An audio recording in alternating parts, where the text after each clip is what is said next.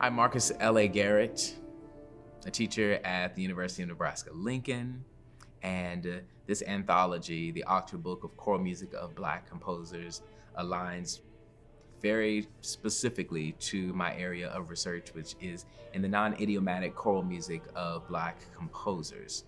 My research started when I was a graduate student. I was looking at original choral music by Black composers, and after a conversation with a representative at Oxford, I said, hey, would it be okay if we had an anthology that was dedicated to this music?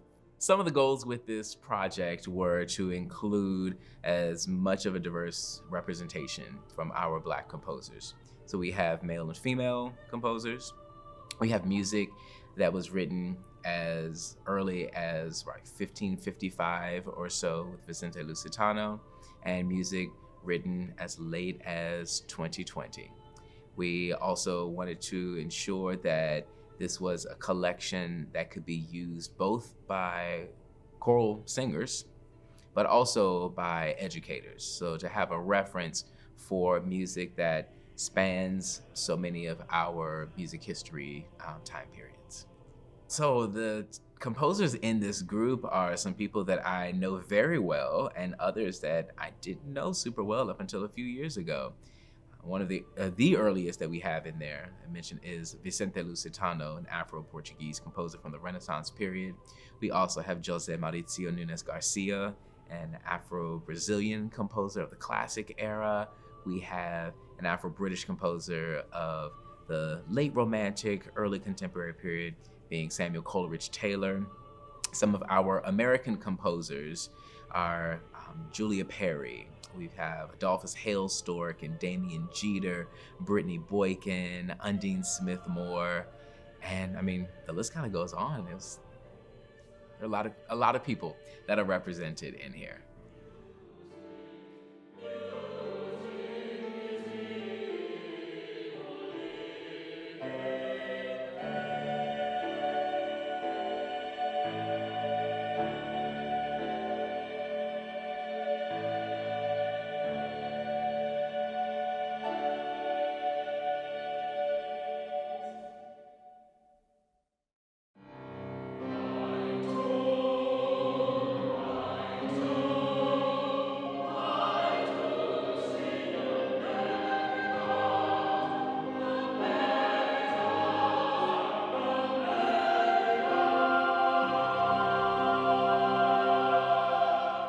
I was so happy to be asked to do this project by Ben Parry and OUP.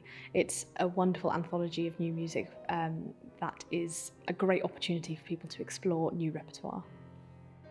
Lots of this music is going to be new to people, and some of the composers are going to be completely new to people.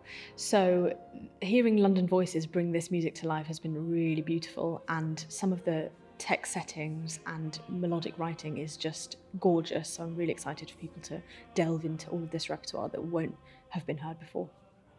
When Oxford University Press approached me to produce or to be involved, I looked at the calendar and realized I actually had a lot on. But in the end, I thought, no, this is such an iconic piece of work, basically. Putting all these composers together. It's historical. So I said, no, I must find time and get involved.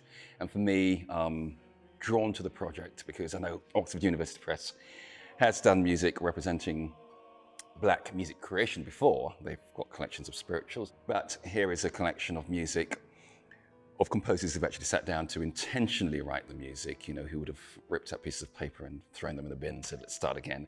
So having a collection, a body of work like that, I think it's so important for our time, and it's great music. I'm glad that Oxford University Press has really gone for the whole range, really. So it's not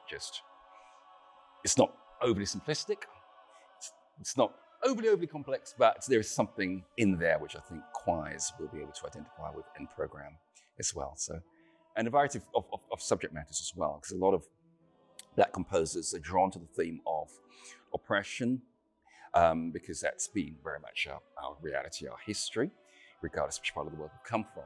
So a lot of songs do actually have a real soul, real depth, which everybody, the whole world, this is a whole world story, but everybody can identify with that. But then there's lots of songs which are celebration songs of praise. So those are the two themes that I found. So there is something in there which choirs can program.